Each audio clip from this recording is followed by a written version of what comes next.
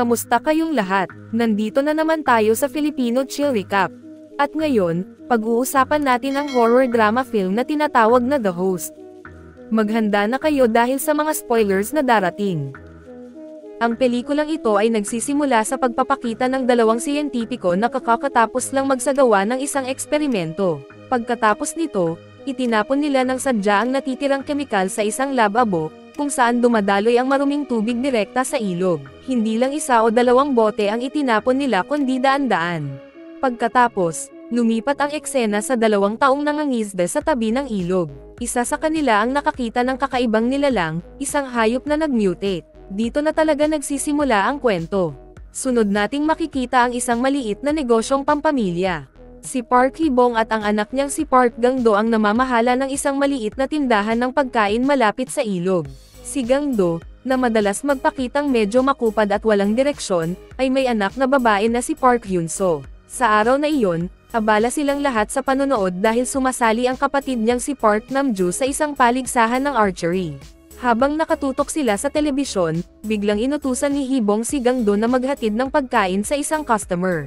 Kasabay nito, napansin ng mga tao sa paligid ang isang bagay na nakasabit sa ilalim ng isang tulay. Bigla itong bumagsak sa tubig. Ang kakaibang nilalang ay lumapit sa mga tao sa tabing ilog. Sinubukan ni Gang-do na batuhin ito ng bote ng beer, ngunit kinain lang ito ng nilalang. Dahil dito, sinimulan na rin ng ibang tao ang pagbato ng pagkain at iba pang bagay dito. Pero sa hindi inaasahang pagkakataon, mula sa kabilang direksyon, biglang tumakbo ang dambuhalang mutated na nilalang patungo sa dalampasigan at sinimulang habulin ang mga tao. Nagkaroon ng kaguluhan habang lahat ay pilit na negal iligtas ng sarili.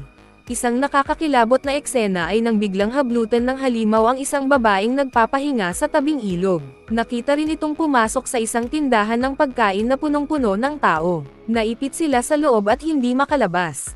Dahil sa takot, sinubukan ni Gang-do at ng isa pang lalaki na buksan ang pinto upang makalabas ang nilalang. Ngunit nang makalabas ito, hindi pa rin ito tumigil sa pag-atake, patuloy nitong tinutugis ang mga taong nagtatakbuhan sa takot. Hinagis ni Gang-do ang isang metal na poste sa halimaw, dahilan para ito'y mapuko. Inatake niya ito ng 2 beses bago subukang iligtas ang iba. Samantala, si Hyun-soo at si Hee-bong ay nasa loob pa rin ng tindahan, abala sa panonood ng telebisyon.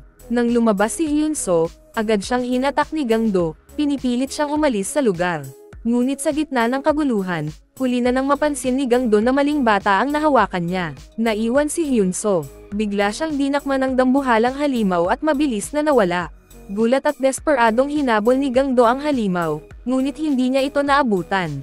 Agad na nagpatupad ng evacuation at mahigpit na quarantine sa buong lugar. Pansamantalang namalagi sina Gang-do at ang kanyang ama sa isang kampo. Ilang sandali pa, dumating si Nam-joo, may dala ang kanyang bronze medal mula sa kompetisyon ng archery. Laking gulat at lungkot niya nang malaman na ang kanyang pamangkin ay itinuturing ng patay. Dumating din ang isa pang kapatid nila, si Nam-il, at ang buong pamilya ay nagluksa ng husto sa sinapit ni Hyun-soo. Kinagabihan, tahimik silang nagluluksa nang biglang dumating ang isang lalaking nakasuot ng dilaw na protection na kasuotan. Naghahanap siya ng sino mang may direktang kontak sa halimaw. Maingat nilang dinesinfect ang buong silid. Sa kanyang pagiging pabaya, nabanggit ni Gang-do na may dugo ng halimaw na tumalsik sa kanyang mukha. Dahil dito, agad siyang dinala ng medical team para sa mahigpit na pagsusuri. Samantala, isang espesyal na pangkat ng militar ang ipinadala sa ilog upang hulihin ang halimaw na patuloy na kumikitil ng maraming buhay. Sa ospital, pinayuhan si Gang-do ng mga doktor na huwag kumain magdamag at kailangang mag-ayuno. Ngunit nang sumapit ang gabi, hindi nakatiis si Gang-do sa gutom kaya binuksan niya ang isang lata ng pagkain at kumain. Bigla siyang nakaramdam ng pangangati, at maya-maya lang ay tumunog ang kanyang cellphone. Laking gulat niya nang makita kung sino ang tumatawag, si Hyun-soo. Buhay pa ang kanyang anak. Sa pagsikat ng araw, isang manggagawang medikal ang naglalakad sa isang tulay nang mapansin niyang may pera sa lupa. Habang pabalik siya sa kanyang sasakyan matapos pulutin ito, biglang lumitaw ang halimaw at nilamon siya. Dinala ng halimaw ang biktima sa tagwan nito, isang malaking drainage tunnel na puno ng mga buto ng tao. Doon, si Hyun-soo ay buhay pa at nagtatago sa isang maliit na butas sa dingding. Kinuha niya ang cellphone ng lalaking nilamon ng halimaw, umaasang makakatawag siya ng tulong, pero hindi gumana ang tawag. Samantala, iniulat ni Gangdo sa mga awtoridad na buhay pa ang kanyang anak dahil nakatanggap siya ng tawag mula rito noong nakaraang gabi. Ngunit hindi siya pinaniwalaan ng pulisya, iniisip nilang guni-guni lang ito. Maging ang doktor ay ipinagwalang bahala ang kanyang sinasabi, iniisip na epekto pa ito ng kanyang trauma. Dahil dito, napagdesisyonan ng buong pamilya na tumakas mula sa ospital. Ngunit napansin ang kanilang pagtatangkang pagtakas at hinabol sila ng mga gwardya.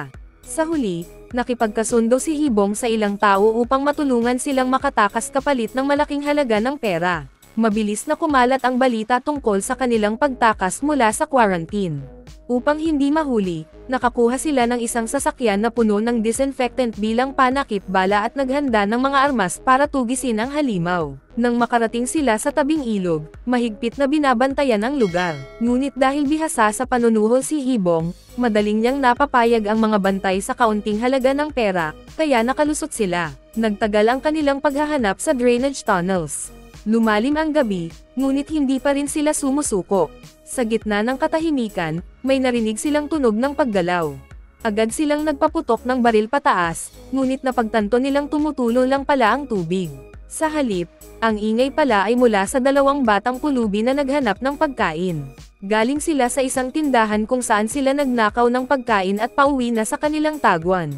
Ngunit sa kasamaang palad, sa kanilang pagbabalik, nasalubong nila ang halimaw. Sa sandaling ito, bumalik ang pamilya sa kanilang maliit na tindahan upang magpahinga at kumain ng kaunti. Samantala, sa lungga ng halimaw, gutom na si Hyunso.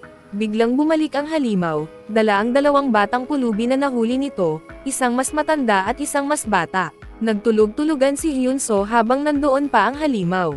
Pag-alis nito, patay na ang nakatatandang bata, ngunit buhay pa ang mas bata. Dahil dito, inako ni Hyunso ang responsibilidad na alagaan ang batang ito, na ang pangalan ay Seju. Habang nagpapahinga ang pamilya sa kanilang tindahan, biglang nakita ni Gangdo ang halimaw sa labas. Agad na pinaputukan ito ni Hibong gamit ang kanyang shotgun, ngunit gumanti ang halimaw at itinumba ang kanilang tindahan. Umakyat ang halimaw sa ibabaw nito, at muling nagpaputok si Hibong, pero hindi pa rin ito napapatay. Dahil sa galit, nagsama-sama ang magkakapatid at ang kanilang ama upang labanan ang halimaw. Tumakas ito, at hinabol nila. Umakyat ito at kumapit sa ilalim ng tulay upang makatakas. Naubos ang kanilang bala, at sa sandaling iyon, dumating ang mga pulis. Kailangan nilang tumakas upang hindi mahuli. Ibinigay ni Gangdo ang shotgun kay Hibong, bago hinabol ang halimaw mag-isa. Samantala, ginamit ni Namju ang kanyang kasanayan sa archery, naghihintay ng tamang pagkakataon upang tamaan ang halimaw. Muling sinubukan ni Hibong na barilin ito, ngunit nagkamali siya sa bilang ng kanyang bala, wala na pala itong laman. Biglang umatake ang halimaw, sinunggaban si Hibong, at itinapon ito ng malakas sa lupa. Bumaha ng dugo, at bago pa man sila makalapit upang tulungan siya, dumating na ang mga pulis at hinuli si Gangdo. Mabilis na kumalat ang balitang nahuli na ang dalawa sa mga hinihinalang may virus. Samantala, hindi pa alam ang kinaroroonan ni Namil at Namju. Si Namil ay nagtungo sa isang kaklase mula sa kolehiyo na may access sa opisina at maaaring matrace ang cellphone ni Hyunso. Ngunit nagtangkang ipagkanulo siya ng kaibigan upang maipahuli sa mga awtoridad. Sa kabila nito, nagawa pa rin ni Namil na matunten ang lokasyon ni Hyunso. Upang makatakas, gumamit siya ng paperclip at isinaksak ito sa isang electrical socket, na nagdulot ng blackout at short circuit. Sa kadiliman, mabilis siyang tumakas. Habang pinalilibutan siya ng mga pulis, nagtago siya sa ilalim ng tulay, ngunit nadulas siya at nahulog. Nagpahinga muna siya bago makontak si Namjo at sinabing nasa ilalim ng Wonhyo Bridge si Hyunso. Si Namjo, na nagtatago sa mga poste ng tulay, nagpas siyang bumalik muna sa kanilang tindahan upang makasigurado. Matapos suriin ang kanyang cellphone at makumpirma ang lokasyon ni Hyunso, agad siyang nagtungo roon. Pagdating sa ilalim ng Wonhyo Bridge, tinawagan niya si Gangdo upang ipaalam ang kinaroroonan ng kanilang pamangkin. Ngunit biglang lumitaw ang halimaw. Tinapon si Namju sa isang makitid na drainage shaft. Sa kabutihang palad, hindi siya maabot ng halimaw. Samantala, si Gangdo, nakakatawag lang kay Namju, ay nakikipagpumiglas upang makatakas sa mga doktor na nagbabalak operahan ang kanyang utak. Naniniwala ang mga doktor na nasa kanyang utak ang virus at kailangang alisin ito. Sa lungga naman ng halimaw, gumamit si Hyunso ng mga damit mula sa mga bangkay sa imburnal at pinagtali-tali ang mga ito upang gawing lubad. Ikinabot niya ang dulo nito sa isang baton ng pulis upang gawing kawit. Nang ihagis niya ito pataas, may biglang kumapit dito. Sa hindi inaasahang pagkakataon, bumalik ang halimaw at nagsimulang magsuka ng maraming buto ng tao. Pagkatapos, muli itong kumain mula sa mga labi ng biktima nito. Sa sandaling iyon, natuklasan ng halimaw ang kinaroroonan ni Hyunso. Pinilit niyang manatiling nakatago kasama si Seju. Samantala, sa ospital, nagising si Gangdo bago siya maturukan ng gamot. Sa desperasyon, hinawakan niya ang isang nurse at tinakot ito gamit ang hiringgilya. Dahil dito, umatras ang mga staff at binigyan siya ng pagkakataong makatakas. Sa kanyang paglabas, inaasahan niyang makakakita siya ng mahigpit na seguridad. Ngunit sa halip, natagpuan niyang kalmado ang mga opisyal, walang tensyon, walang alarma. Samantala, sinamantala ni Gangdo ang pagkakataon at tumakas. Si Namil naman, na nailigtas ng isang palaboy na nakatira sa ilalim ng tulay, ay nagtangkang bumili ng soju mula rito. Pagkatapos, nagtungo sila sa Wonhyo Bridge at naghanda ng ilang Molotov cocktail. Si Gangdo, na nakatakas din, ay dumating sa Wonhyo Bridge. Buhay pa sina Hyunso at Seju, ngunit may sugat sa ulo si Seju. Matapang na sinubukang akyatin ni Hyunso ang ginawang lubad, ngunit biglang nahuli siya ng halimaw. Mukhang naguluhan ang nilalang at panandali ang binitiwan si Hyunso. Takot na takot si Seju at hindi napigilan ang kanyang sarili sa pag-ihi. Muli siyang sinabihan ni Hyunso na magtago sa kanilang lungga. Ngunit bago pa sila makatakbo pabalik, biglang nagising. Nang tuluyan ang halimaw at hinuli silang dalawa. Nang makarating si Gangdo sa lungga, natagpuan niya ang lubod na ginawa ni Hyunso. Sa kanyang pagdaan, nakita niyang lumilitaw ang katawan ni Hyunso mula sa bibig ng halimaw. Nilunok siya nito habang desperadong pinoprotektahan si Seju. Samantala, nagising si Namju, nakita ang halimaw, at agad na nakipagtagpo kay Gangdo. Kasabay nito, si Namil at ang palaboy ay naipit sa gitna ng isang malaking protesta. Nagpasya silang magpatuloy kahit nagkalat ang mga tao. Sa hindi inaasahang pangyayari, lumitaw ang halimaw sa gitna ng protesta, dahilan upang magkagulo ang lahat. Dahil dito, nagpakawala ang gobyerno ng isang espesyal na gas upang lipulin ang umano'y virus. Napuno ng makapal na usok ang paligid, at nalito ang halimaw. Sinamantala ni Gangdo ang pagkakataon at pilit na hinayla sina Hyunso at Seju mula sa bibig ng halimaw. Mahigpit pa ring yakap ni Hyunso si Seju, ngunit sa kasawiang palad, wala na siyang buhay.